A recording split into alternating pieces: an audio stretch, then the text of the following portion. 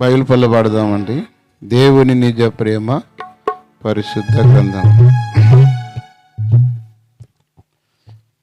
మీరు ముందుకు రండి, వెనక వచ్చిన వాళ్ళు ఈ పిల్లలు ముందుకు అడగచ్చు. స్థలం ఉంది కదా, కింద ఉన్న వాళ్ళు కూడా ఎవరన్నా పై కూర్చోగలిగితే రండి, స్థలం చాలా ఖాళీ ఉంది సహోదరులు. దేవుని నిజ ప్రేమ పరిశుద్ధ గ్రంథమందున్నది. దేవుని నిజ ప్రేమ పరిశుద్ధ గ్రంథమందున్నది. పఠించు సోదరా, పరిశీలించు సోదరి, దొరుకునందు నిత్య జీవం. పఠించు సోదరా, పరిశీలించు సోదరి, దొరుకునందు నిత్య జీవం. దైవ సమాధానం పరిశుద్ధ గ్రంథమందున్నది. దైవ సమాధానం పరిశుద్ధ గ్రంథమందున్నది. పఠించు సోదరా, పరిశీలించు సోదరి, దొరుకునందు నిత్య జీవం. పఠించు సోదరా, పరిశీలించు సోదరి, దొరుకునందు నిత్య జీవం. శాంతి సంతోషం పరిశుద్ధ గ్రంథమందున్నది. శాంతి సంతోషం పరిశుద్ధ గ్రంథమందున్నది. పఠించు సోదరా, పరిశీలించు సోదరి, దొరుకునందు నిత్య జీవం. పఠించు సోదరా, పరిశీలించు సోదరి, దొరుకునందు నిత్య జీవం. పాపికి రక్షణ పరిశుద్ధ గ్రంథమందున్నది. పాపికి రక్షణ పరిశుద్ధ గ్రంథమందున్నది. పఠించు సోదరా, పరిశీలించు సోదరి, దొరుకునందు నిత్య జీవం. పఠించు సోదరా, పరిశీలించు సోదరి, దొరుకునందు నిత్య జీవం. సరే, దేవుని వాక్యంలో నుండి యెషయా గ్రంథం. ఈరోజు క్రిస్మస్ సందర్భముగా ఈ నెల అంతా కూడా సువార్తల చేత దైవికమైన ఆత్మ నడిపింపు ప్రభు మనకు దయచేసి మనందరితో మాట్లాడి మనలో బలపరచునుగాక. ఆయన చూడండి, కొంచెం ఉండండి, నాకు కూడా కనపడుతుంది కొంతవరకు.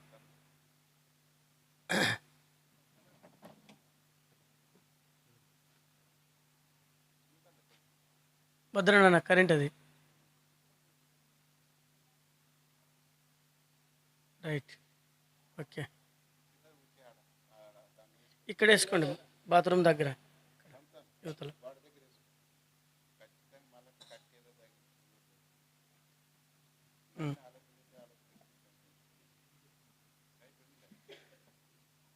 పరిశుద్ధమైన బైబిల్ గ్రంథంలో నుండి యెషయా గ్రంథం 22వ వచనాన్ని 45వ అధ్యాయము 22వ వచనం మనం అందరం కలిసి చదువుకుందాం. పైన రౌండ్ మాత్రమే చదువుదాం. యెషయా గ్రంథం 45వ అధ్యాయము 22వ వచనం. భూదిగంత నివాసులారా, నా వైపు చూచి రక్షణ పొందుడి. తర్వాత మత్తయి సువార్త దేవుని వాక్యంలో నుండి లూకా సువార్త 2వ అధ్యాయం. లూకా సువార్త 2వ అధ్యాయము వచనం 11వ వచనం. దావీదు పట్టణమందు నేడు రక్షకుడు మీ కొరకు పుట్టి ఉన్నాడు, ఈయన ప్రభువైన క్రీస్తు. సత్యస్వరూపి అయిన చరిత్రలో ఒక అద్భుతం జరిగింది. ఆ అద్భుతం ఏమిటంటే, భూమి ఆకాశములు సృష్టించినటువంటి దేవాది దేవుడు ఒక మనిషి కొరకు మానవ మనుగడుగా జీవించేటువంటి భూలోకంలోనికి ఆత్మ అయిన దేవుడు, ఆత్మస్వరూపి అయినటువంటి దేవుడు మనుషుడుగా ఈ భూమినికి నరుడుగా వచ్చాడు. ఏమి కారణము అనంటే, ఒక పశువు దగ్గరికి వెళ్తే రాణిస్తుంది, ఒక జంతువు తన జంతువు దగ్గరికి రాణిస్తుంది, ఒక చీమ దగ్గరికి రాణిస్తుంది, ఒక పురుగు తన పురుగు దగ్గరికి రాణిస్తుంది. అయితే మానవుడు మానవునితో సహవాసం చేస్తే రాణిస్తాడని దేవదేవుడు మనుషుడుగా ఈ భూమి మీదకి అవతరించినటువంటి సందర్భమును గురించి మనము ధ్యానిస్తూ ఉన్నాం. ఈ దేవుడు ఎంత గొప్పవాడయ్యా అనంటే, ఈ భూమండలము ఒక ఫుట్బాల్ ఆకారంలో ఉండి పైన ఏది కూడా పట్టుకోలేదు, కింద ఏది కూడా పోటీ లేదు, గాలిలో విడిచాడు. అయితే ఇది ఒక వలయంలో తిరుగుతూ ఉంటుంది, సైకిల్ చక్రం అట్లాంటి ఆకారములో. అయితే దాంట్లో ఒకవైపున సూర్యుడు, ఒకవైపున చంద్రుడు, ఒకవైపున భూమి. అయితే భూమి నుండి చంద్రుని దగ్గరికి ఆ వలయము కేవలం ఆ వలయంలోనే ప్రయాణించేదానికి చూస్తే 60 కోట్ల సంవత్సరాలు, ఒక గంటకి 500 మైళ్ళతో ఫ్లైట్ పరిగెత్తినా కూడా అంత వెడల్పు కలిగినటువంటిది, అంత దూరమైనటువంటిది. వీటన్నిటిని దేవుడు మాట చేత కలుగు చేశాడు. ఆ దేవుడే అంత ఎత్తైనవాడు, అంత పెద్దవాడు. మానవుని రక్షించుటకు మనుషుడుగా ఈ లోకంలోనికి వచ్చాడు. కారణం ఏమంటే, మానవుడు దేవుని స్వరూపి. మానవుడు ఎవరి స్వరూపి? దేవుని స్వరూపి. మానవుడు దేవునికి దూరం అవడా ఆయనకి ఇష్టం లేదు గనక ఆ ఆత్మ అయినటువంటి దేవుడు యేసు అనేటువంటి రూపంలో ఈ భూలోకంలోనికి మనుషుడుగా వచ్చాడు. ఆ సందర్భంని గుర్చే బైబిల్ గ్రంథంలో వ్రాయబడినట్టుగా అనేక చోట్లలో కూడా మనం చూస్తాం. ఒక దేవుడు ఉన్నాడు, ఆయన ఒక్క దేవుడే భూమికి వస్తాడు, నరులందరినీ తిరిగి తన దగ్గరికి చేర్చుకుంటాడు అనేటువంటి సంగతులు. కాబట్టి లోకంలోనికి వచ్చినప్పుడు యేసు అంటే రక్షకుడు. ఎవరిని రక్షిస్తాడు? తన ప్రజలని వారి పాపము నుండి ఆయనే రక్షించను గనుక ఆయనకి యేసు అనేటువంటి పేరు పెట్టు. ఎందుకంటే మానవ జన్మమే ఎలాంటి జన్మం అంటే పాపపు జన్మం. కామక్రోధ మధుమచ్చరములతో మానవుడు జన్మిస్తాడు. వీటి ద్వారా ఏమి చేసినా మానవునికి రక్షణ లేదు. కానీ మానవుడు తన పాపమును ఒప్పుకొని విడిచిపెట్టినప్పుడు మానవునికి నిత్యత్వము, మోక్షముందని పరిశుద్ధమైన బైబిల్ గ్రంథంలో రాయబడి ఉన్నది. కనుక ఈయనకి ఏం పేరంటే లోకరక్షకుడు కదా. దావీదు పట్టణమందు ఎవరంట? లోకరక్షకుడు పుట్టి ఉన్నాడు. లోకరక్షకుడు ప్రభువైన యేసుక్రీస్తు వారు ఈ లోకమునకు రక్షకుడు. ఏ రక్షకుడు? శిక్షకుడు కాదు, ఆయన రక్షకుడు. వాస్తవానికంటే దుష్ట శిక్ష రక్షణ రావాలా. పాపం చేసిన దాన్ని బట్టి మానవునికి శిక్ష రావాలా. అంతేకాదు ఈ లోకంలో మానవుని సరిచేటుకు కట్టుటకు అనేకమైనటువంటి చట్టాలు, పోలీస్ స్టేషన్లు, ఒక పాపానికి ఒక్కొక్క చట్టం, ఒక్కొక్క కదా డిపార్ట్మెంటు చర్యలు ఉన్నాయి. అయితే మానవుని పాపం తీయుటకు, మానవుని పాపం నుండి విడిపించుటకు ఏ చట్టాలు, ఏ శిక్షలు మానవుని బాగు చేయలేవు. అయితే ఈ మానవునికి రక్షణ మాత్రం ఇవ్వగలవాడు ప్రభువైన యేసుక్రీస్తే అని, లోకానికంతా శాంతి తెచ్చినవాడని. ఆయన ఏ కత్తి చేత పట్టలేదు, ఏ బాణమును చేత పట్టలేదు. శాంతి, సమాధానము, నిన్ను వలని పొరుగువాన్ని ప్రేమించని ప్రకటిస్తూ వచ్చాడు. అందుకనే ఆయనకు లోకరక్షకుడు అనేటువంటి పేరు. యేసుక్రీస్తు ప్రభువారికి నామములు 276 నామములు ఉన్నాయి బైబిల్ గ్రంథంలో.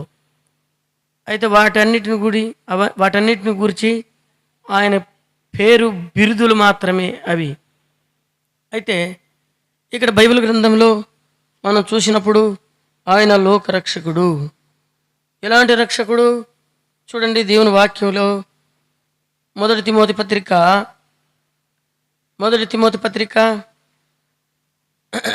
1వ అధ్యాయము 15వ వచనం. 1 తిమోతి పత్రిక 1వ అధ్యాయం 15వ వచనాన్ని చదవండి ఒకసారి. లేఖన గ్రంథంలో నుండి, సత్యవేద గ్రంథమైనటువంటి బైబిల్లో నుండి, పాపులను రక్షించుటకు క్రీస్తు యేసు లోకమునకు వచ్చెనని వాక్యము నమ్మదగినది, పూర్ణాంగీకరమునకు యోగ్యమునై ఉన్నది. చాలు. యేసుక్రీస్తు ప్రభువారు పాపులను రక్షించుటకు ఈ లోకంలోనికి వచ్చాడు. అయ్యా, నేను ఏ పాపము చేయలేదు, నేను ఎంతో దాన ధర్మములు, పుణ్యకార్యములు చేశానని మానవుడు చెప్పొచ్చేమే కానీ జన్మ కర్మ పాపముల నుండి ఏ మనుషుడు కూడా నిన్ను విడిపించలేడు. అందుకనే యెషయా గ్రంథంలో మనం చదివాం, బూదిగంత నివాసులారా నా వైపు చూసి రక్షణ పొందండి. ఏ దేశమైనా, ఏ రాజ్యం వెళ్ళినా, ఎందేగినా అంతటా మనుషులే ఉన్నారు. అయితే భూమిలో నివసించేటువంటి సకల ప్రపంచంలో ఉన్నటువంటి మానవులందరినీ బూదిగంత నివాసులారా నా వైపు చూడండి, రక్షణ పొందండి అన్నాడు. ఏమిటి రక్షణ? చెప్పినాం, పాపము నుండి విడిపించబడుట రక్షణ, తాగుడు నుండి విడిపించబడుట రక్షణ, జూజం నుండి విడిపించబడుట రక్షణ, దొంగతనం నుండి విడిపించబడుట రక్షణ, వ్యభిచారం నుండి విడిపించబడుట రక్షణ. మరి అవి చేయనోడు ఎవరున్నారబ్బా భూమి మీద అంటే, వాటి నుండి మానుకొని మారు మనసు పొందు, కొత్త మనసు పొందు. అప్పుడు నీకు రక్షణ దొరుకుతుంది, నీ ఇంటికి నెమ్మది దొరుకుతుంది, నీకు సమాధానం దొరుకుతుందని దేవుడు మాట్లాడుతూ ఉన్నాడు. కనుక పాపను రక్షించుటకు దేవుని వాక్యంలో యోహాను సువార్త 8వ అధ్యాయంలో ఒక సందర్భం ఉంది. ఆ సందర్భంలో రాయబడినటువంటి మాటలు ఏంటంటే, ఆయన ఒక పట్టణానికి వచ్చాడు. ప్రభువైన యేసుక్రీస్తు వారు సత్సరేయుడుగా జీవిస్తున్న రోజులవి. జీవిస్తున్నప్పుడు ఎలాగూ ఆయన పాపులను రక్షించాడు అనే మాటను మనం చూస్తాం. చూస్తే 8వ అధ్యాయంలో ఒక చోట ఒక స్త్రీ అంట పాపంలో ఉంది, వ్యభిచారంలో ఉంది, దొంగతనం. ఆమె జీవించినంత కాలం మరి చాలామంది కుటుంబాలను కూల్చింది, చాలామంది సంసారాలు పోగొట్టింది, నెమ్మది లేకుంది. అయితే ఒక దినాన పాపం చేస్తూ ఈ పాపం నుండి నేను ఎప్పుడు విడిపింపబడాలనేటువంటి దిగులుతో ఉన్నటువంటి స్త్రీ ఒకనాడు పాపం చేత పట్టుబడింది. ప్రజలందరూ కూడా ఆమె పబ్లికంగా పాపం చేయడం ద్వారా రాళ్ళతో కొట్టి, రాళ్ళతో చంపాలి. ఇలాంటి బజారు మనిషి ఎవరు కూడా ఉండకూడదు, ఇలాంటిది ఊరిలో ఉండకూడదని చెప్పి ఊరి మంది అంతా కూడా ఆమెను తరుముతూ తరుముతూ తరుముతూ వచ్చారు. అయితే ఆ ఊరిలోనికి యేసుక్రీస్తు ప్రభువారు వచ్చి ఉండుట ద్వారా ఆయన దగ్గరికి ఆమెను తీసుకొని వచ్చి పడవేసి వాళ్ళు అడిగారు ఏమనంటే, ఈమె వ్యభిచారం చేస్తూ ఉండగా పట్టుబడింది. చాలామంది దొరకనంత వరకు దొరలే, దొరకనంత వరకు దొరసాన్లే, దొరికినప్పుడే దొంగ. ఆమె ఆనాడు దొరికింది. చాలాసార్లు మనం దొరకకుండా జీవిస్తూ ఉన్నాం. అయితే దేవుడు అంటున్నాడు, దాని ద్వారా పాపం చేసినప్పుడు ఎంతో తీపి, సంతోషం, తృప్తి, అయితే తర్వాత దాన్ని మానాలా, విడిచిపెట్టాలా. దీనివలన నా కుటుంబం, నా పిల్లలు, నా భర్త, నా భార్య నెమ్మది లేకుండా, కుటుంబంలో నెమ్మది లేకుండా, శాంతి లేకుండా, కష్టార్జితం అంతా వ్యర్థమైపోతుందని బాధపడే వాళ్ళు లేరా? తర్వాత అలాంటి బాధ కలుగుతుంది మనకు. అయితే ఇక్కడ చూసినప్పుడు ఈ స్త్రీ ఎంత నష్టపోయిందో అయితే దొరికింది. ఇప్పుడు ఆమె జీవితంలో ఒకటే ఒక మార్గం, మనుషుల చేత తరమబడాలా, మనుషుల చేత చంపబడాలా. ఇదే మార్గం, వేరొక మార్గం ఆమెకు లేదు. కానీ తన జీవితంలో తటాసించింది మరలా సంతోషం, మరొక జీవితం ఉందనేటువంటి మార్గం. అదే ప్రభువైన యేసుక్రీస్తు ఆ మార్గం గుండా వచ్చాడు. వారందరూ కూడా తీసుకొచ్చి ఆయన దగ్గరికి వేసి అన్నారు కదా, అయ్యా ఈమె వ్యభిచారం చేస్తుండగా, పాపం చేస్తుండగా దొరికింది. ధర్మశాస్త్రం ఏం చెప్తుంది? ఇలాంటి స్త్రీని రాళ్లతో కొట్టాలా, రాళ్లతోనే చంపాలా, మరణానికి తగిన స్త్రీ అని చెప్పారు. అయితే అక్కడ రాయబడిన మాటలేం తెలుసా? యేసు చెప్పండి ఏం చేస్తున్నాడంటే, యేసు తల వంచి ఏదో రాయచుండేనంట. పిల్లలు మొదలుకొని పెద్దల వరకు, పెద్దలు మొదలుకొని చిన్న పిల్లల వరకు ఊరు మంది అంతా వచ్చారు. అందరి వేళ్ళు ఆమెను చూపించినాయి. అందరూ మనుషులు ఆమెను అవమానించారు. కానీ ఒక వేలు మాత్రమే ఆమెను చూపించలేదు. పిల్లలు మొదలుకొని పెద్దల వరకు అందరూ ఆమె మీద వేలు చూపించారు. ఏదో ఒక రాయి వేస్తారు, ఏదో ఒక రాయి వేయాలనేటువంటి ప్రయత్నం చేస్తూ ఉన్నారు. ఏదో ఒక రాయి వేయాలా, ఏదో ఒక మాట అనాలా, ఏదో ఒక మాట ద్వారా ఆమెను బాధపరచాలనేటువంటిది. వీళ్ళందరూ దొరకలేదు, ఆమె దొరికింది. చాలాసార్లు మనము మన పాపం గురించి మాట్లాడము, కానీ ఎదుటివాని గురించి మనం మాట్లాడతాం, ఎదుటి వాళ్ళని రాయి వేస్తాం. దేవుడు అంటాడు, మొదటిగా నిన్ను నీవు చూసుకో, నీ కంట్లో దూలాన్ని చూసుకో. కాబట్టి ప్రియులారా, మనము లోకంలో ఉన్నాం కాబట్టి చేస్తున్నాము అనేటువంటి ఆలోచన ఆమెకు వచ్చిండొచ్చును. కానీ అది ఒక దినాన పామై పగబట్టి ఆమె మరణానికి తీసుకుని వెళ్ళింది. యేసు తల వంచి ఏమో రాయిచుండెను. వారు పట్టు విడువక అడిగినారంట ఆయనని. పట్టు విడువక అడిగిరి ఆయన ఏమో రాయిచుండెను. బోధకుడా అని అడిగితే ఆయన ఏమో రాయిచుండెను. వాళ్ళందరూ చూసినారు. చూస్తే ఏం కనపడినాయి? అందరి పాపాలు కనపడ్డాయి. కీర్తన 90వ అధ్యాయం 8వ వచనంలో రాయబడింది, నీ ముఖ కాంతిలో మా రహస్య పాపములన్నీ కనబడ్డాయి. ఆయన్ని తల వంచినాడంటే ఆయన్ని లేపుతున్నారు. ఆయన తల ఎత్తగానే ఆయన ముఖంలో ఏం కనపడ్డాయి? వాళ్ళకి పట్టు విడవక అడుగుతున్నారు. ఏం కనపడింది? వారి రహస్య పాపములు. పిల్లలు మొదలుకొని పెద్దల వరకు పాపములన్నీ కనబడగానే వాళ్ళు ఏమనుకుంటున్నారంట? అయ్యో ఈమె దొరికింది, పాపి అని రాయేశాను, అయితే నా పాపం ఆమె కంటే ఘోరమైంది అని చెప్పి రాయి పారవేసి వెనక్కి వెళ్ళిపోతూ ఉన్నారు.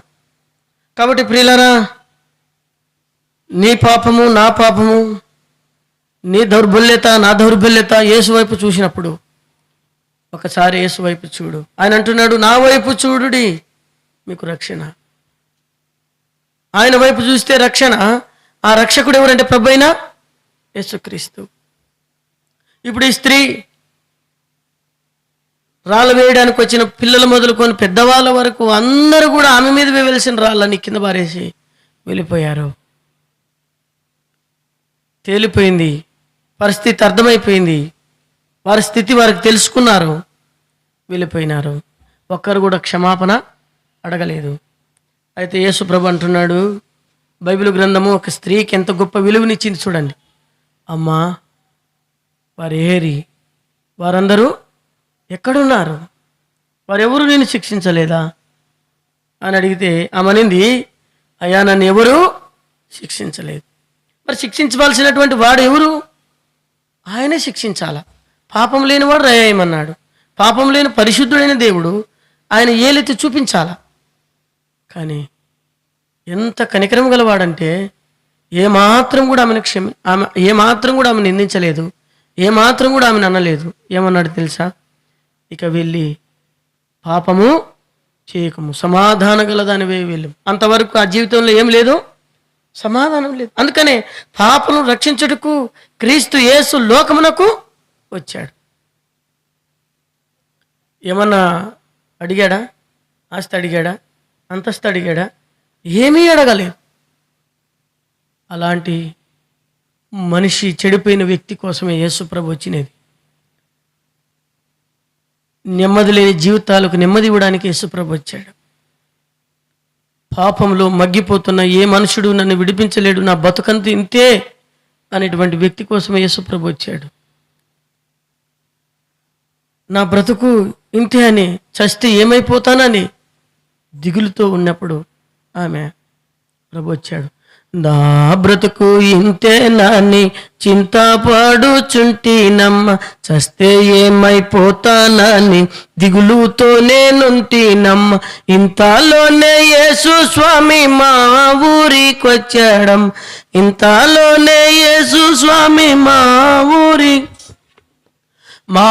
ఊరికొచ్చాడమ్మ, మా వీధికొచ్చాడమ్మ, మా వీధికొచ్చాడమ్మ, మా ఇంటికొచ్చాడమ్మ. పాపంలోనే చస్తే నీకు అగ్నిగుండం అన్నాడమ్మ, పాపంలోనే చస్తే నీకు అగ్నిగుండం అన్నానం. అగ్నిగుండం వద్దన్నాను, మోక్షరాజ్యం కావాలను. అగ్నిగుండం వద్దన్నాను, మోక్షరాజ్యం కావాలను. నేనే మార్గమన్నాడమ్మా, నేనే సత్యమన్నాడమ్మ, నేనే మార్గమన్నాడమ్మా, నేనే జీవమన్నాడం. నా బ్రతుకు ఇంతే నాని చింతపడుచుంటినమ్మ, చస్తే ఏమైపోతానని దిగులుతో నేనుంటినం. ఇంతలోనే యేసు స్వామి మా ఊరికొచ్చాడం, ఇంతలోనే యేసు స్వామి మా ఊరికొచ్చాడం. మా ఊరికొచ్చాడమ్మా, మా వీధికొచ్చాడం, మా వీధికొచ్చాడమ్మా, మా ఇంటికొచ్చాడమ్మా. అలాంటి దిగులుతో ఉంది, ఇప్పుడు సంతోషంగా పాట పాడుతూ ఉంది. మా ఊరికి వచ్చాడు, మా వీధికి వచ్చాడు, ఇప్పుడు మా ఇంటికి వచ్చాడు. ఆమె బ్రతుకు ఏమైంది? అగ్నిగుండం వద్దన్నాను, మోక్షరాజ్యం నాకు కావాలని. ఇప్పుడు ఏం కలిగింది ఆమెకి? సమాధానం, సంతోషం కదా. దేవుడికి కావాల్సింది నీ హృదయమే. హృదయ శుద్ధి గలవారు మాత్రమే దేవుణ్ణి చూస్తారు. మనం ఎన్ని చేసినా హృదయం శుద్ధి లేకపోతే దేవుణ్ణి ఎప్పటికీ చూడలేం. కాబట్టి ఇలాంటి స్త్రీ, ఇలాంటి పాపాత్మరాలని ఆయన రక్షించాడు. అలాగనే ఈనాడు నీవు నేను కూడా ఉన్నాం. మనలో కూడా రక్షించడానికి ఆయన యేసు ప్రభు ఈ భూలోకంలోనికి వచ్చాడు. రెండవది చూడండి, దేవుని వాక్యంలో ఇంకొక స్త్రీ ఉంది. ఆమె ఎలాంటిదంటే పాపాత్మురాలు అని పేరుగాంచింది. లూకాసు వార్త 7వ అధ్యాయము 36వ వచనం నుండి రాయబడ్డాయి, 50 వరకు రాయబడ్డాయి. అయితే ఇక్కడ దేవుని వాక్యంలో నుండి చూస్తే అక్కడ ఒక ఇంటికి యేసుప్రభు వారు భోజనానికి వచ్చినట్టుగా చూస్తాం. అక్కడ జరిగిన సందర్భం ఏంది? ఆయన భోజనానికి పిలిచాడు. సీమోన్ అనేటువంటి వ్యక్తి ప్రభువును భోజనానికి పిలిచాడు. ఇది గొప్ప సంగతి. అతడు ఒక పరిసయుడు. అంటే ఎలాంటివాడు? తప్పు లేనివాడు, వారానికి 2 సార్లు ఉపవాసం ఉంటాడు. ఎలాంటి వాడు చెప్పండి? దశం భాగం కూడా ఇస్తాడు, దేవుని భాగాలు దేవునికి ఇస్తాడు, అన్నిట్లో బాగానే ఉన్నాడు. బాగా ప్రార్థనకు వేస్తాడు, నేరుగా మందిరం లోపలికి వస్తాడు, బయట కూడా కాదు, నేరుగా లోపలికి వచ్చేస్తాడు, బాగా ప్రార్థన చేస్తాడు, నిలబడే చేస్తాడు, మోకాళ్ళ మీద నుండి చేసేవాడు కాదు. అయితే అందరికీ మరి ఆశీర్వాదకరంగా ఉన్నట్టుగా కనపడతాడు. అయితే ప్రభుని పిలిస్తే ప్రభు కూడా సంతోషంగా ఇంటికి వెళ్ళినట్టుగా చూస్తాం. అయితే ఆ ఊరిలో యేసు ప్రభు ఉన్నాడనే సంగతి ఒక స్త్రీకి మాత్రమే తెలిసింది. ఎవరు చెప్పింటారు చెప్పండి? ఎవరు చెప్పింటారు? ఎవరు చెప్పింటారు? ఏ జీవితం అయితే బాగైందో, ఏ జీవితం అయితే రక్షణ పొందిందో, ఏ జీవితం అయితే పాపం నుండి విడుదల పొందిందో వాళ్ళు చెప్పింటారు కదా. అమ్మా, నీళ్ళక్కడే నా బ్రతుకు కూడా, నీ జీవితమే నా జీవితం, ఇట్లనే బ్రతికినాను, కానీ ఇప్పుడు నాలోనికి ఎవరు వచ్చినారు? యేసుప్రభు వచ్చినాడు, నన్ను రక్షించాడు, నా రక్షకుడైనాడు ఆయన అని చెప్పిండు. అయితే ఇప్పుడు ఏం జరిగింది? ఆయన భోజనానికి కూర్చొని ఉన్నాడు. భోజనానికి మనలో అక్కడ ఇట్లా కూర్చొని కాళ్ళ కింద పెట్టుకోరాలు, కాళ్ళు వెనకకు పెడతారు, ఇట్లా ఆనుకొని కూర్చుంటారు. ఆ సమయాన్ని ఆధారం చేసుకుంది ఆయన. ఏం ఆధారం చేసుకుందంటే ఆయన పాదాలు చేరాల, ఆయన పాదాలు చేరాలి. ఒక వేశ్యి, ఒక పాపాత్మురాలు, ఊరిలో అందరి చేత మరి చెడ్డ పేరు సంపాదించుకున్నటువంటి స్త్రీ. ఇక రెండే ఆమె గురించి మనం చూస్తాం. అయితే ఆమె యేసు ప్రభు గురించి విచారించి పరిగెత్తుకొని వచ్చేసింది. భోజనం దగ్గర కూర్చున్నప్పుడంట ఎవరైనా దగ్గరికి వస్తే వాళ్ళని ఆటంకపరచారంట. వాళ్ళు పరిగెత్తుకొని వచ్చింది, ఆయన పాదాలు పట్టుకుంది వెనకండి. ఏమనలే అమ్మ, ఏమనలే. వచ్చింది, కాళ్ళు పట్టింది, కన్నీళ్లు గారిచి ఏడుస్తూ ఉంది, బోరుమని ఏడుస్తూ ఉంది. అలాంటి స్త్రీ దగ్గరికి ఏ మనుషుడు కూడా వెళ్ళాడు. కన్నీళ్ళతో ఆయన పాదాలు కడిగింది. పాదాలు కడగాలంటే ఎన్ని నీళ్ళు కావాలా? ఉదాహరణకంటే ఎన్ని నీళ్ళు కావాలా? 2 చెంబులు కావాలా? చెంబు కావాలా? నేనైతే 4 చెంబులు పోసుకుంటాను, ఉచితంగా వస్తాయి కాబట్టి. అయితే 4 చెంబులు పోసుకున్నా వెనక దడిచిండి వెళ్ళు, మర్చిపోయింటాం కదా. ఆమె కన్నీళ్ళతో చేత యేసు ప్రభు యొక్క పాదాలన్నిటినీ తుడిచి కడిగి తడిపింది. తడిపడమే కాదు, తన తల వెంట్రుకలతో తుడిచి. అంటే అర్థం ఏంటంటే, నాకున్న ఘనత కూడా నీవే ప్రభువా, ఇంకా ఇంకొద్దు, నాకేంది వద్దు. వెంటనే అనుకున్నాడు ఆయన. నేను పొద్దున్నే లేచి, అప్పట్లో ఏముంటుంది మనలో అక్కడ ఫోన్లు లేవు, ఫోన్లు ఉంటే నేను 5 గంటలకి ప్రార్థన చేసేవాడిని. 5 గంటలకి గ్రూప్ ప్రార్థనలు ఉన్నాయి. ఇప్పుడు ఆ గ్రూప్ ప్రార్థనలు ఏమి లేడు, సెలవు పెట్టేది, అక్కడికి తిరిగేది. అర్థమైందే? నేను 2-3 సార్లు చూసినాను, ఎత్తేసినాను. ఇదేం ఆత్మీయత లేదు దీంట్లో. ఆమెననేటప్పుడు మాత్రమే అందరు కలిసి వస్తాం, ఏంది ఉండదు ఆడ. ఆమెన్ కళ్ళు తెరుచుకొని నా పని నేను చేసుకునేది, అవసరమైతే ఇట్లా పట్టుకొని కూడా బయటికి పోయేది. అక్కడే ప్రార్థన. ఏది ప్రార్థన ఇది? అలాంటి వ్యక్తులు అన్నమాట. ప్రభువుని నిందించాడు. ఈ నిజంగా దేవుడైతే, రక్షకుడైతే ఈమె ఎవతో అన్నాడు. అక్కడ ఏమన్నాడు? ఎట్టిదేవో తెలిసి ఉండాలి కదా, నింద వేసాడు. అప్పుడు రాయబడిన మాటలు తెలుసా? ఒక కథ చెప్పాల్సి వచ్చిందట ప్రభు. కథ కదా, ఒకనికి 500 దేనారములు, ఇంకొకనికి 50 దేనారములు ఇచ్చినాడు ఒక యజమానుడు. అయితే ఇద్దరు కట్టలేని పరిస్థితి. 50 తీసుకున్నాడు కట్టలేడు, 500 తీసుకున్నాడు కట్టలేడు. అయితే ఇప్పుడంట 38 కోట్ల రూపాయలు అంట అవి ఈనాటికి. ఎంత లెక్క అది? 38 కోట్లు ఇచ్చి ఏమంటున్నాడంట యజమాని, 38 కోట్లు ఇచ్చినాను కదా, ఏమో బాకీ లేవులే నువ్వు నాకు అన్నాడంట. నాకే బాకీ, మనమైతే 38 కోట్లు బాకీ ఉన్నామంటే ముందు అందరు ఏడాది నువ్వు చూసుకుంటాం, దానికంటే మార్గం లేదు, కట్టలేం. అయితే యజమానుడు వచ్చి ఏమన్నాడంటే, ఆయన చూడగానే ఆ సందులో పెట్టేవాళ్ళు మనం, వెంటనే వచ్చి ఏమన్నాడు, నువ్వే అప్పు లేవు, నాకు నేను క్షమించినానని అన్నాడు. 50 రూపాయలు తీసుకున్న వానికి ఎంత పర్సెంటు? 1 కోటి రూపాయలు అనుకోండి కదా, నీకు 1 కోటి రూపాయలు వద్దు, నేను క్షమించినాను, నాకు అప్పే లేవు అని చెప్పేసినాడు. అనేసరికి ఎంత సంతోషం వచ్చింది. ఈ 1 కోటి రూపాయల కంటే 38 కోట్లు ఉన్నవాడే హ్యాపీ అయిపోయినాడని చెప్పాడు. హ్యాపీ అయిపోయినాడని చెప్పగానే ప్రభు అంటున్నాడు, ఈమె ఎక్కువ పాపం చేసిందని నువ్వు అనుకుంటున్నావు కదా, ఎక్కువ పాపం చేసిందని నువ్వు అనుకుంటున్నావు కదా, ఈమె నీకంటే నీతిమంతు రాలు. అక్కడ అన్నాడు, ఏమన్నాడు తెలుసా అమ్మా, ఇక వెళ్ళి పాపము చేయకము, నీ పాపములు క్షమించబడ్డాయి, సమాధాన గలదానవై వెళ్ళం. నీకంటే ఎవరు సంతోషం అంటే, ఎవరు పాపములైతే ఒప్పుకొని, దేవా నువ్వు దేవుడువు, నేను మనిషిని, అయితే నేను పాపిని, నన్ను క్షమించు, నీ రక్తంతో కడుగని ఏ మనుషుడైతే ఒప్పుకుంటాడో ఆ వ్యక్తి రక్షణ పొందాడు. ఇక్కడ ఆ స్త్రీ చూడండి, ఈ స్త్రీని గురించి ఎంత గొప్ప మాట దేవుడు పలికాడంటే, బైబిల్ గ్రంథంలో స్త్రీకి ఎంత ఘనత ఇచ్చినాడు చూడండి, ఏ మాత్రం కూడా దూషించలేదు. అమ్మా సమాధాన గలదానివై వెళ్ళము, ఇక ఎన్నడూ నీవు ఏం చేయొద్దు, పాపం చేయదు. ఆయన వైపు చూసింది, యేసు వైపు చూడడం ద్వారా ఆమెకు కూడా ఏం కలిగింది, రక్షణ.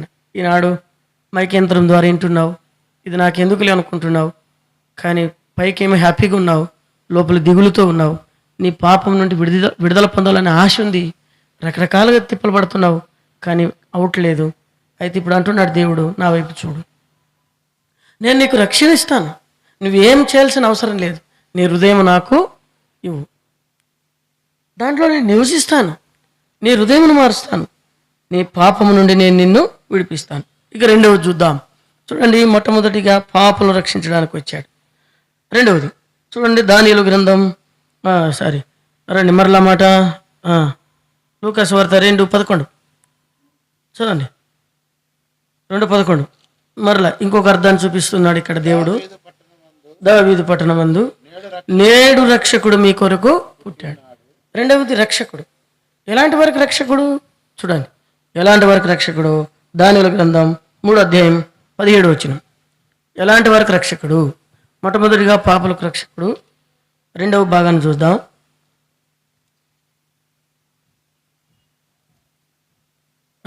దానియేలు గ్రంథం 3:17 చదవండి ఎవరైనా. మేము సేవించుచున్న దేవుడు మండుచున్న వేడిమి గల ఈ అగ్నిగుండంలో నుండి మమ్మల్ని తప్పించి రక్షించుటకు సామర్థ్యుడు. ఎలాంటి వరకు రక్షకుడైనా? కష్టములో ఉన్న వాళ్ళకి, దుఃఖంలో ఉన్న వాళ్ళకి, వేదనలో ఉన్న వాళ్ళకి యేసు ప్రభు ఎవరు చెప్పండి? రక్షకుడయ్యా కదా. ఎలాంటి పరిస్థితులు? కఠినమైన పరిస్థితులు. అందుకని ఏమన్నారంటే, వేడిమి గల మండుతున్న అగ్నిగుండంలో నుండి తప్పించుటకు సమర్థుడు, రక్షించుటకు. ఈ రక్షకుడు రెండవ మాట. ఈ మాట ఎందుకు చదివించినానంటే, ప్రియులారా, ఎట్టి ఆపదలు ఉన్న వారికైనా ఆయన రక్షకుడు. ఎట్టి ఆపదలు ఉన్న వాళ్ళకైనా రక్షకుడు.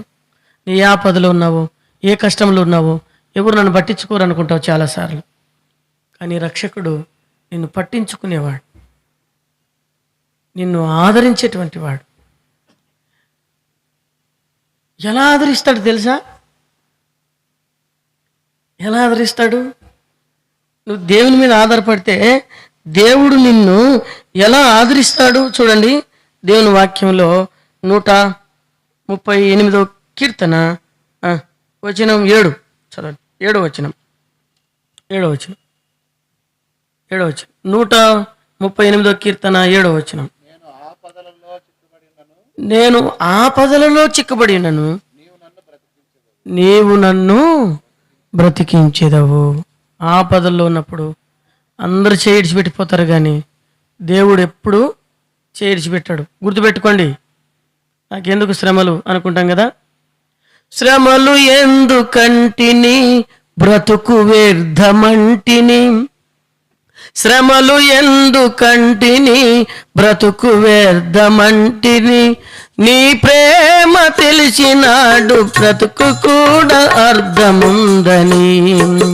నీ ప్రేమ తెలియగానే శ్రమకు కూడా అర్థముందని. నిన్ను చూడగానే మారెనా మనసు, ఎన్న తరమా ఓ సిలువలోని యేసు. నిన్ను చూడగానే మారెనా మనసు, ఎన్న తరమా ఓ సిలువలోని యేసు. మెట్టలెల్ల తొలగిన పర్వతాలు కృంగిన, మెట్టలెల్ల తొలగిన పర్వతాలు తొలగిన. నీ అనుమతి లేని నాడు తల వెంట్రుకరాలదంటివే. నీ అనుమతి లేని నాడు తల వెంట్రుకరాలదంటివే. నిన్ను చూడగానే మారెనా మనసు, ఎన్న తరమా ఓ సిలువలోని యేసు. చూడగానే మారెనా మనసు, ఎన్న తరమా ఓ సిలువలోన యేసు. నేనే మార్గము నిత్య జీవము, నేనే మార్గము సత్య జీవము. నేనే మార్గము నిత్య జీవము, నేనే మార్గము సత్య జీవము. నిన్ను చూడగానే మారెనా మనసు, ఎన్న తరమా ఓ సిలువలోని యేసు. కన్న తల్లి మరచిన నేను మరువనంటివే. కన్న తల్లి మరచిన నేను మరువనంటివే. నీ ప్రేమ నా నుండి ఏది దూరం చేయలేదు.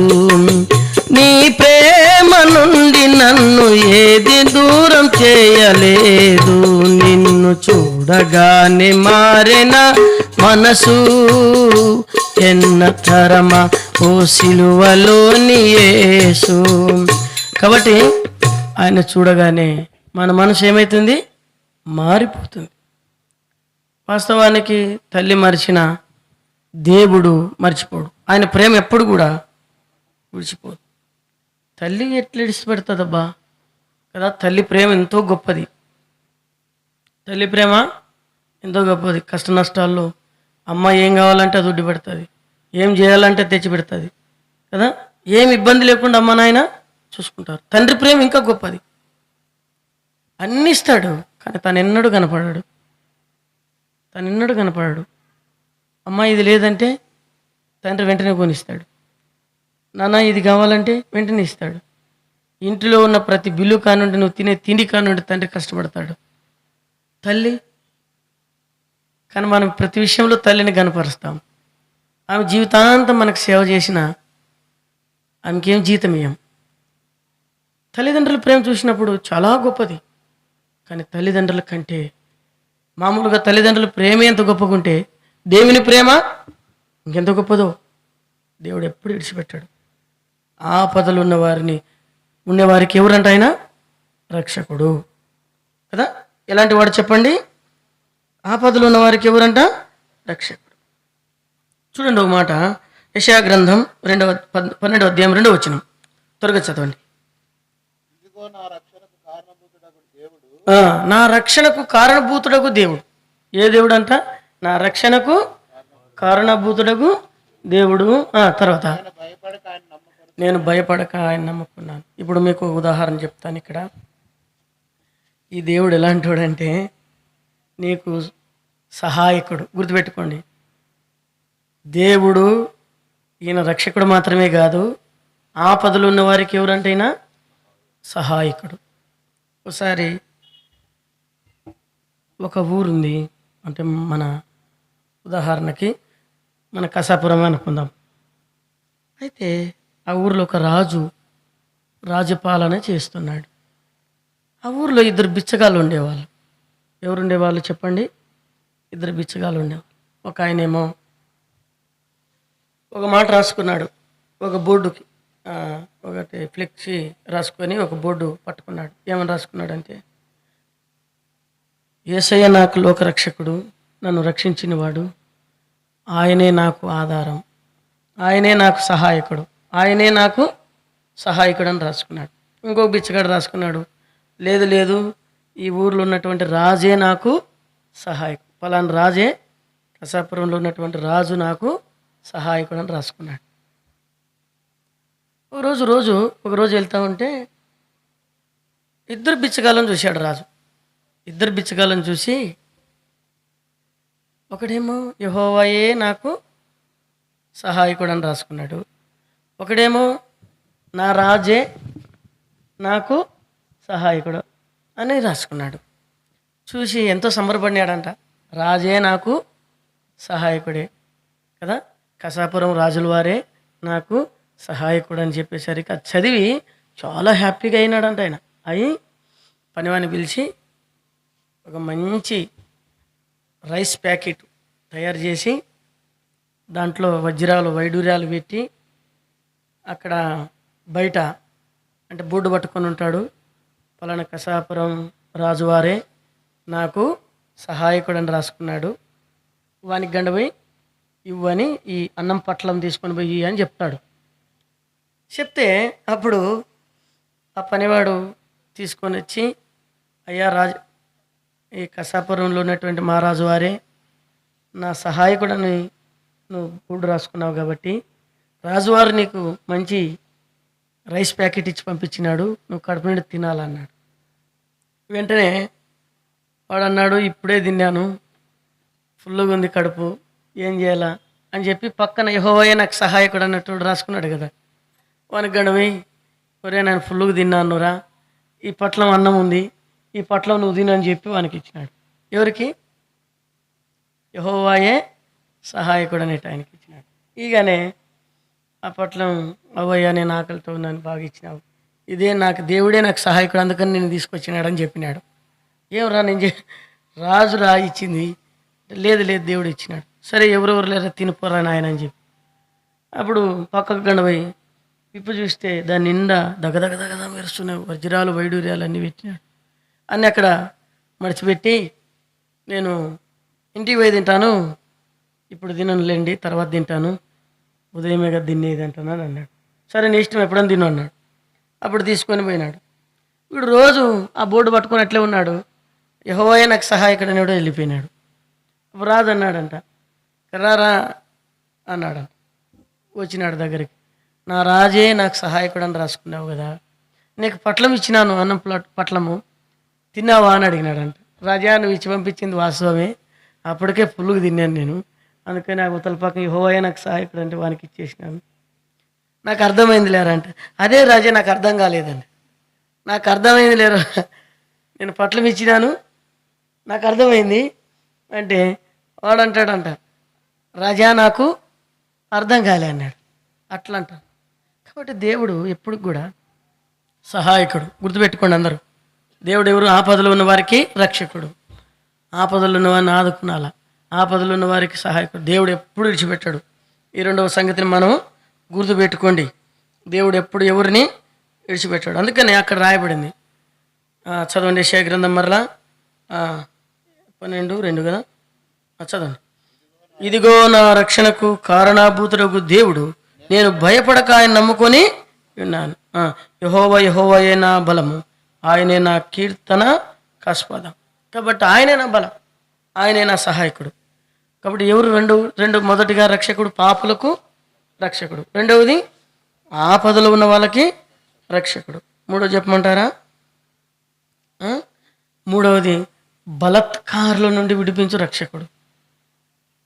మూడవది బలాత్కారుల నుండి విడిపించుటకు రక్షకుడు. అందుకనే మనం ఆ మాట చదివినాం, నేడు రక్షకుడు మీ కొరకు పుట్టాడు. మూడు అర్థం ఏంటంటే బలాత్కారుల నుండి నిన్ను నన్ను విడిపించుటకు ఆయన రక్షకుడు. చదవండి, ఒక మాట రాయబడింది యెషయా గ్రంథం 59:16 చదవండి, త్వరగా చదవండి, ముగిస్తానులేండి, ఎవరు లేచిపోద్దండి.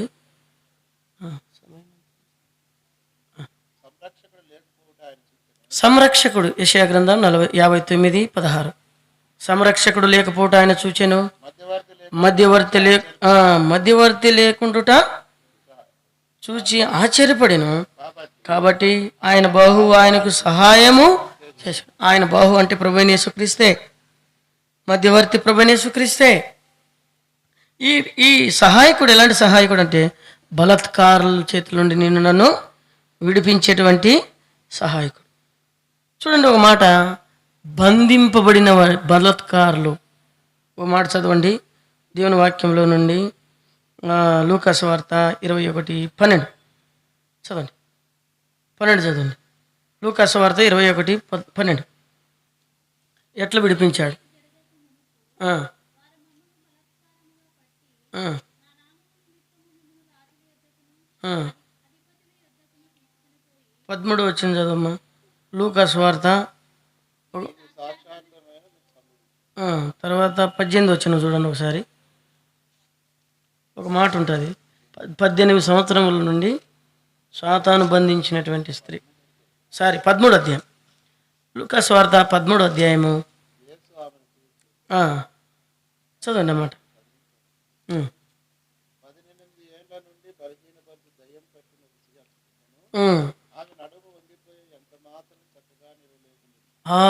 ఎంత మాత్రము కూడా ఎట్లా బలాత్కారం బంధించినాడు సాతానుడు? దయ్యము చేత బంధించినాడు. అందుకని బలాత్కారుల చేతుల నుండి నువ్వు నన్ను విడిపిస్తావు. అందుకని రక్షకుడు. 18 సంవత్సరాల నుండి బంధించబడిందంట సాతాను చేత. ఎన్ని సంవత్సరాల నుండి? 18 సంవత్సరాల నుండి సాతాను కట్ల చేత సాతానుడు బంధించినాడు. అవి ఏ మాటలే కావచ్చు అండి, చెడ్డ మాటలే కావచ్చు, దుర్మార్గతే కావచ్చు, పాపమే కావచ్చు, చెడు జీవితమే కావచ్చు, తిరుగుబోత్తనమే కావచ్చు, త్రాగిపోతే కావచ్చు. ఎన్నేళ్ళ నుండి బంధించినాడు? 18 ఏళ్ళ జీవితం పాడైపోయింది. ఈ బలాత్కారం నుండి విడిపించినాడు. సాతాను బంధించి 18 వచ్చినట్టు కదా, సాతాను బంధించిన అబ్రహాం కుమార్తె అంటే ఆమె. చదవండి అన్నమాట. సాతాను బంధించిన అబ్రహాము కుమార్తె.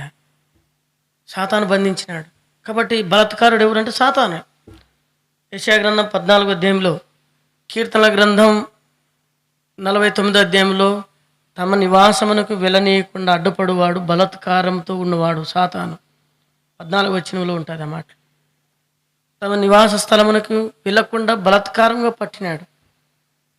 బలాత్కారుడు అంటే ఎవరంటే సాతానుడు. సాతాను చేతి నుండి నిన్ను విడిపించుటకు ఆయన రక్షకుడుగా ఈ లోకంలోని పుట్టాడు 18 సంవత్సరాల నుండి. అందుకని మనం మత్తయి సువార్తలో కానీ మార్కు సువార్తలో కానీ మనం చదివినప్పుడు ఏం కనపడుతుంది? కట్టబడినటువంటి గాడిదని గురించి మనం చదువుతాం. ఏ మనుషుడు అక్కడ రాయబడింది, అది నాకు కావలెను. కాబట్టి సాతానుడు బంధించినటువంటి జీవితం అనేటువంటిది చాలా తీవ్రమైనటువంటిది. మనుషుల యొక్క పద్ధతులు బాగు చేయలేవు. దేవుని వాక్యంలో 5వ అధ్యాయం మార్కు సువార్తలో రాయబడింది. ఎవరట ఆ వ్యక్తి?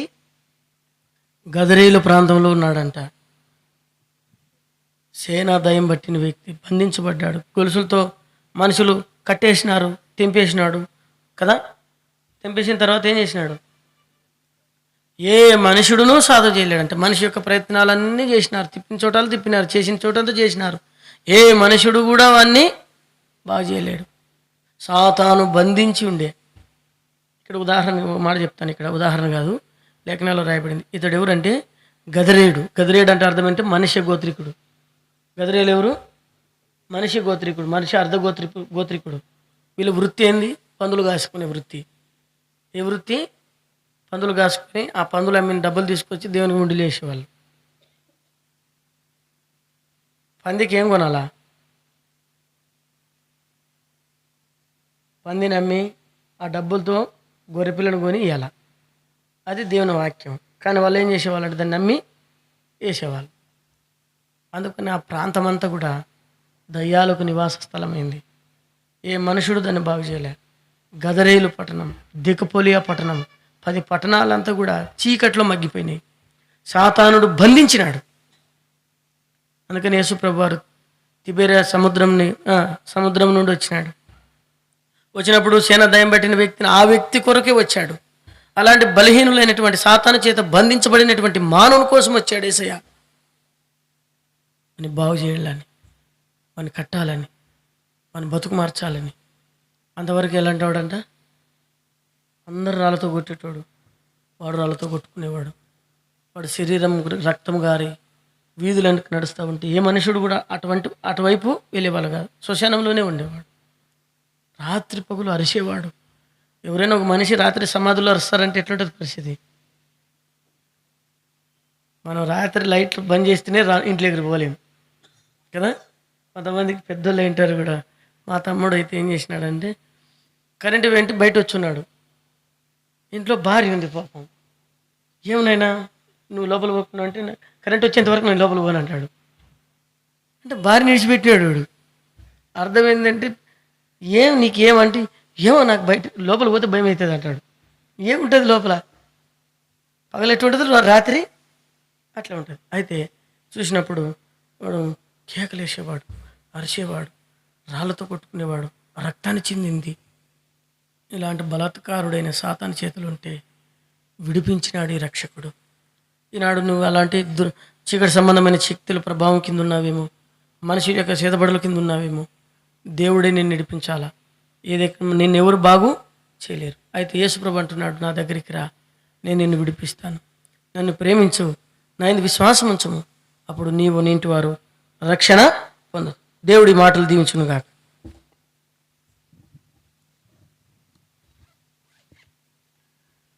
అందరూ కూడా ప్రార్థనలో స్థలంలోంచి ఏకీభవించండి.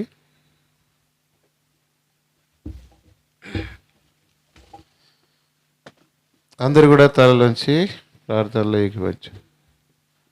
పాపుల రక్షకుడు యేసు ప్రభుండు, పాపుల రక్షకుడు యేసు ప్రభుండు. నీతిమంతుల కదు పాపుల పిలచెన్, నీతిమంతుల కదు పాపుల పిలచెన్. నిన్ను హృదయం భరా ప్రేమించును, నిన్ను హృదయం భరా ప్రేమించును, ప్రేమించును. నా మాట వినుమని ప్రభువానను, నా మాట వినుమని ప్రభువానను. తప్పిన వారిని వెదకవచ్చెన్, తప్పిన వారిని వెదకవచ్చెన్. తానే దాకే పరికించును, తానే వెదకి పరికించును. కావున బ్రహ్మచెను రక్షింపను, దాపున నిలచెను రక్షింపను, రక్షింపను. నా మాట వినుమని ప్రభువనెను, నా మాట వినుమని ప్రభువనెను. నిన్ను రక్షింపను పిలచుచుండే, నిన్ను రక్షింపను పిలచుచుండే. నా మాట వినుమని ప్రభువనెను, నా మాట వినుమని ప్రభువనెను. ప్రార్థన చేస్తూ